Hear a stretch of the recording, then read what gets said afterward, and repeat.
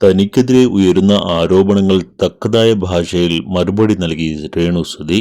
ആദ്യ ഭാര്യയുടെ മരണത്തിന് ശേഷം കൊല്ലം സുധി തന്നെ വിവാഹം കഴിച്ചിരുന്നുവെന്ന് അവകാശപ്പെട്ട് മറ്റൊരു സ്ത്രീ രംഗത്തെത്തിയിരുന്നു. ഇതോടെയാണ് ചർച്ചകൾ സജീവമായത്. 5 വർഷത്തോളം താൻ സുധിയുടെ ഭാര്യയായിരുന്നുവെന്നാണ് സ്ത്രീയുടെ വെളിപ്പെടുത്തൽ. രേണുവുമായുള്ള സുധിയുടെ ബന്ധം അറിഞ്ഞതോടെ താൻ വിവാഹമോചനം നേടുകയായിരുന്നുവെന്നും സ്ത്രീ പറയുന്നത്. എന്നാൽ സുധി 2 വിവാഹം കഴിച്ചതായി തനിക്ക് അറിയില്ലെന്നാണ് രേണു പറയുന്നത്. കൊല്ലം സുധി ലീഗലായി വിവാഹം ചെയ്തയാൾ താൻ മാത്രമാണെന്നും രേണു മാരേജ് സർട്ടിഫിക്കറ്റ് അടക്കം കാണിച്ച് പറയുകയും ചെയ്തിരുന്നു. ഈ വീഡിയോ വൈറലായതോടെ ചർച്ചയാകുന്നത് രേണുവിനെ കുറിച്ച് വന്ന ചില കമന്റുകളാണ്. സുധിയുടെ മാത്രമല്ല രേണുവിന്റെയും 2ാം വിവാഹമാണെന്നാണ് തരത്തിലുള്ള കമന്റുകൾ.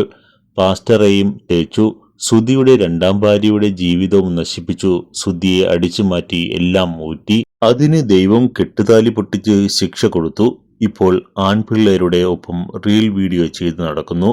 മറ്റേ പെൺകുട്ടി നല്ല ഒരു വിവാഹം കഴിച്ച് അടങ്ങി ഒതുങ്ങി കുടുംബത്തെയും നോക്കി പബ്ലിക്കിന്റെ മുന്നിൽ വന്ന് വീഴ്പാലക്കാൻ ഇഷ്ടമില്ലാതെ ജീവിക്കുന്നു.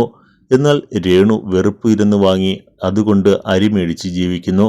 ഒരു കടയിൽ കയറി നിന്നാൽ കിട്ടും ജീവിക്കാനുള്ളത്. ഇതുപോലുള്ള നിരവധി കമന്റുകളാണ് വീഡിയോയ്ക്ക് താഴെ പ്രത്യക്ഷപ്പെടുന്നത്.